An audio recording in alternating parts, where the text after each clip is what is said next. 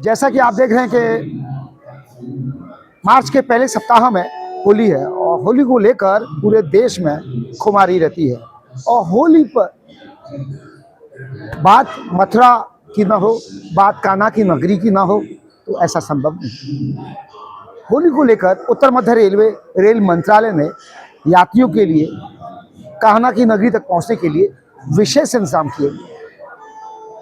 सबसे बड़ी बात है, जिस तरीके से कान्हा के भक्त, ठाकुर जी के भक्त, राधा रानी के भक्त बरसाना में आते हैं, गिरिराज जी की परिक्रमा करते हैं, ठाकुर जी के दर्शन करते हैं, उसको लेकर क्राउड बहुत ही अधिक होता है।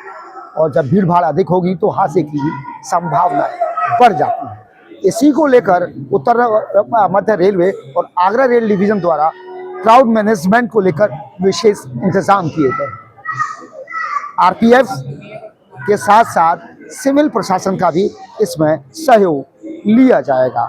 देखना होगा कि जिस तरीके से हर साल होली के दौरान जो ट्रेनें भर भर कर आती हैं, आरक्षण नहीं मिलता है, उसको लेकर भी रेलवे सजगता के साथ इस पर काम करते हुए दिखाई दे रहा है। उम्मीद की जा रही है कि यात्री अपनी यात्रा गंतव्य तक पहुंचने के लिए आरामदायक उनकी यात्रा हो पाएगी। और जिस तरीके से कोई भी त्यौहार भारत के अंदर पहुंचता है तो ट्रेनें हाउसफुल हो जाती हैं, यानी उनको आरक्षण नहीं मिल पाता है, ट्रेनों में बर्थ नहीं मिल पाती। अभी से ये हालात चालू हो गए हैं, ट्रेनें फुल जा रही हैं, ऐसे में आवश्यकता हो जाती है अतिरिक्त ट्रेनों की। इसी को लेकर उत्तर मध्य रेलवे और रेल मंत्रालय आगरा रेल डिवीजन ने मशक्कत शुरू कर दी है। रेल प्रशासन, आगरा रेल डिवीजन, उत्तर मध्य रेलवे इस मामले को लेकर कितना संजीदा है, यह तो आने वाला वक्त बताएगा। फिलहाल उत्तर मध्य रेलवे आगरा रेल डिवीजन की जनसंपर्क अधिकारी प्रशासन श्रीवास्तव क्या कह रही हैं, मुझे लगता है इस बात को आपको सुनना चाहिए। और क्राउड मैनेजमेंट पर इस बार विशेष ध्यान दिया जा रहा है, क्योंकि कुंभ मेले में कितनी हाय तौबा मची, कितने हादसे हुए, उसको लेकर रेल मंत्रालय गंभीरता अपनाई है। जानिए प्रशासन श्रीवास्तव ने क्या कहा। आगरा मंडल और उत्तर मध्य रेलवे ने आगरा मंडल से गुजरने वाली लगभग 12 जोड़ी ट्रेनों को प्लान किया है, जिन ट्रेनों का ठहराव आगरा, मथुरा, ईदगाह जैसे स्टेशंस पे दिया गया है। ये ट्रेनें वेस्ट में राजकोट, असरवा, ईस्ट में कैलकाटा और साउथ के भी कुछ स्टेशन जैसे पुणे वगैरह के लिए प्लान की गई हैं।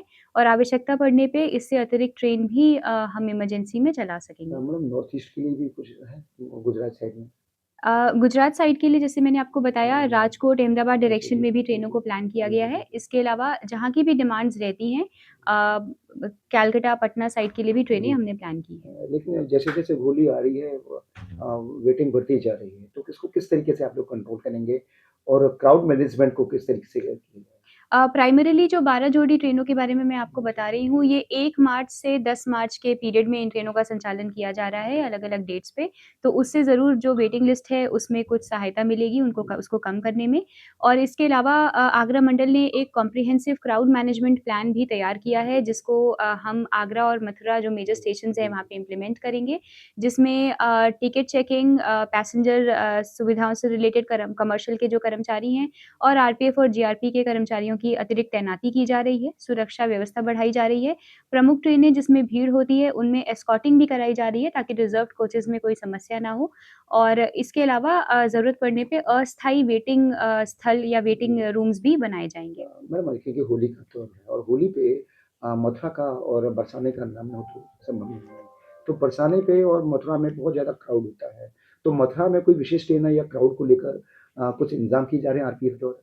मथुरा के लिए विशेष ट्रेनें होली के लिए प्लान की गई हैं, जो हम समय-समय पे उनको नोटिफ़ाई कर रहे हैं।